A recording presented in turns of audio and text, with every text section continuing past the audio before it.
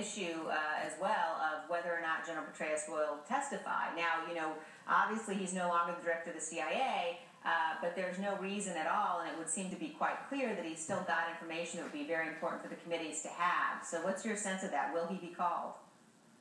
No, he should absolutely, totally testify. There is no reason, no excuse that Mr. Petraeus should not testify before that the House Intelligence Committee. It's a closed briefing. He has intimate, personal, firsthand knowledge. That has not excluded people from testifying previously. He was the person in charge. The annex was attacked. He's been in that position for a year. He should know and understand what was happening in Libya. Absolutely, General Petraeus should testify next week. Congressman, we also learned today that Secretary of State Clinton has said she'll be unavailable next week when she's been called to testify. Do you anticipate that the committee will try to come with arrangements to have a new date so that the Secretary of State will, in fact, be able to clear her schedule and testify and let folks know what she knew and when? There's only so long this administration is going to be able to hide and duck and cover the hard questions. Look, Ambassador Rice, Secretary Clinton, there's a host of people that need to come before Congress and testify about what they knew and when they knew it. I sent my first letter over to Secretary Clinton on September 20th, and they had the gall to send to me a response to that by photocopying, literally photocopying things that are found on the internet as that was supposed evidence in answer to my questions. They have been ducking and covering up. And let me be crystal clear, Liz. This administration is engaged, what I believe, in one of the biggest cover-ups we've ever seen in this nation. And normally the cover-up is worse than the crime, but the crime itself, what happened on the day of that event, I think when we get to the bottom of this country will not believe what actually happened. No, I think you're exactly right. All the evidence here points to the fact that not only did they not provide the security that was requested before the attack, but then we had this 7-hour period of an attack where they failed to provide any kind of support for the folks on the ground, as well as then afterwards the continuing misleading of the American people. Part of what's key here, you pointed out before, is the timeline of exactly when did the attack begin and what happened. And I understand that your committees received, in fact, different timelines from the key agencies involved in this.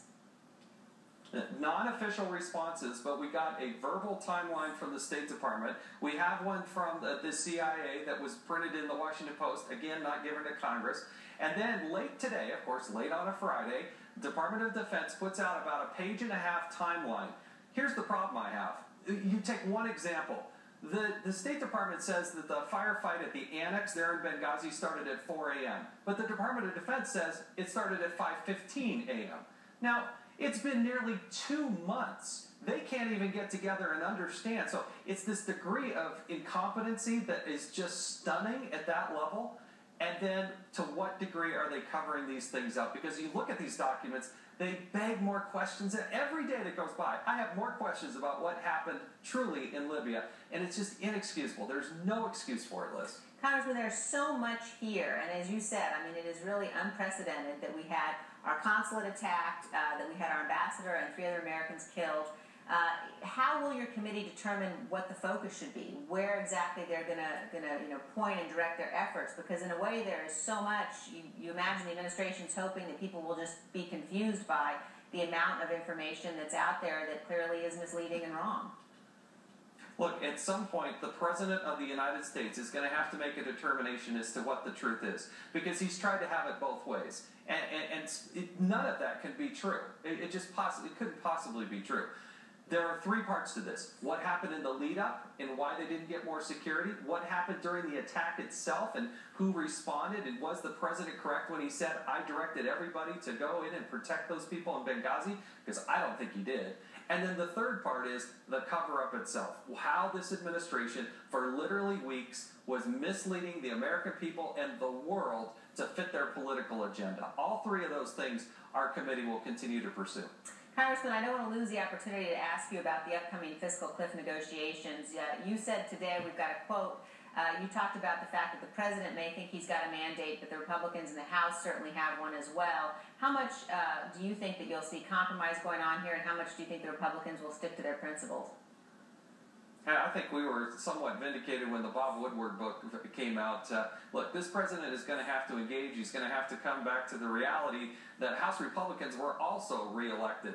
And elections have consequences, but we have the majority in the House. And look, we'll reach our hand out. No one person's going to get everything they want. We understand that.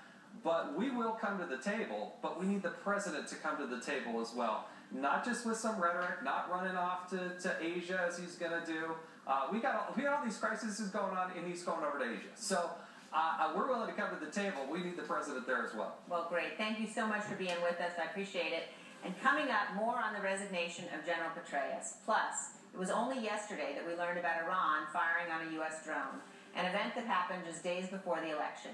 The timing of that report remains suspicious, and we'll examine this potential brewing cover-up.